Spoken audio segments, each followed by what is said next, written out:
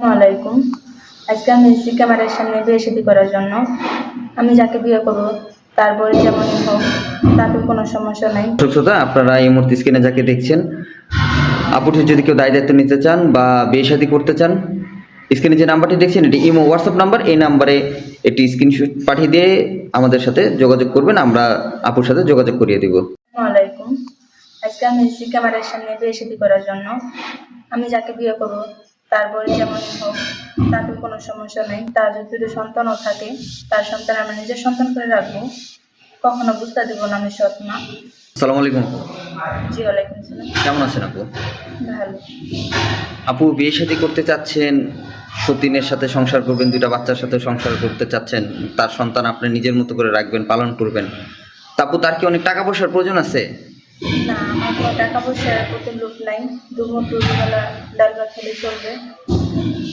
আপনার সাথে যোগাযোগ করবে কিভাবে? ভাই আপনাদের মাধ্যমে।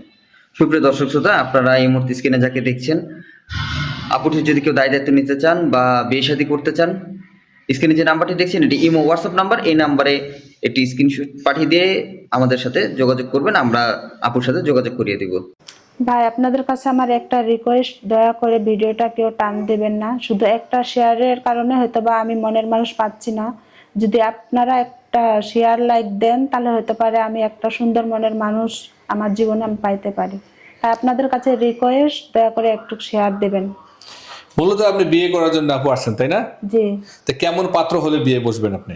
বয়স যেমনই হোক, তার চেহারা যেমনই হোক, তাতে আমার কোনো সমস্যা নাই। সে আমার পাশে থাকলেই হবে। পাশে থাকলেই হবে। আপনার ঠিকানাটা একটু বলেন, নাম ঠিকানা। আমার নাম হচ্ছে রাবিয়া, দেশের বাড়ি হচ্ছে পাবনা।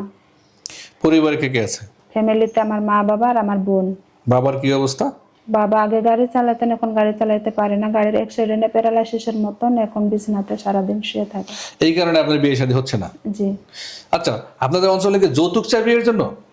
জি, আগে যৌতুক চাই। প্রথমত বলে কি যে কোনো টাকা পয়সা লাগবে না, পরে সবকিছু ঠিক হলে পরে বলে কি যে এত টাকা দেওয়া লাগবে।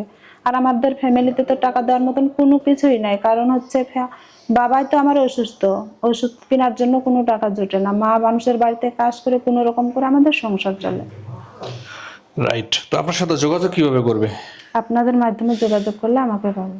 দর্শক, যে নাম্বারটি দেখছেন এই নাম্বারটিতে ইমো বা হোয়াটসঅ্যাপ খোলা আছে। এটা আমাদের অফিসিয়াল নাম্বার। এই নাম্বারে স্ক্রিনশট দিয়ে ছবি তুলে আমাদেরকে পাঠাবেন, আমরা যোগাযোগ করিয়ে দেবো। ধন্যবাদ।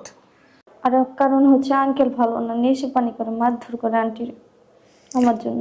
আন্টিকে মারধর করে আমার সহ্য হয় না এই জিনিস। এই জন্য আমি কি বলেছি যে না, আমাকে এমন একটা জায়গায় রেখে আসো যেখানে একটা ভালো মনের মানুষ পাবো, আমাকে ভালোবাসা দেবে, 2 মুঠো ডাল ভাত খাওয়াবে।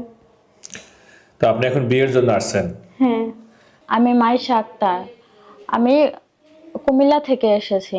আমি এখানে এসেছি বিয়ের জন্য। আমার বাবা অনেক মারা গেছে, নানা বিয়ে করবে, একটা সংসার করতে চাই আমি। আমার তো বাবা নাই, আমার ফ্যামিলিতে আমার মা আছে, ছোট একটা ভাই আছে। পরিবারের দায়িত্ব মনে করেন যে আমার মা এই পরিবারটা চালাইতেছে, সংসারটা চালাইতেছে। এখন যদি আমার দায়িত্বটা কেউ নেয় তাহলে তো মার বোঝাটা কমবে। মজাটা কমবে। হ্যাঁ। তো আপনার সাথে যোগাযোগ কিভাবে করবে? ভাই, আপনাদের মাধ্যমে যোগাযোগ করলে আমাকে পাবে। দর্শক, বোনটির নাম রুনা, তার বয়স 21 বছর। স্ক্রিনে যে নাম্বারটি দেখছেন এই নাম্বারটিতে ইমো হোয়াটসঅ্যাপ খোলা আছে। এটা অফিসিয়াল নাম্বার। আপনার স্ক্রিনশট দিয়ে ছবি তুলে পাঠিয়ে দিয়ে ভয়েস করে জানিয়ে রাখবেন, আমরা যোগাযোগ করিয়ে দেব। ধন্যবাদ।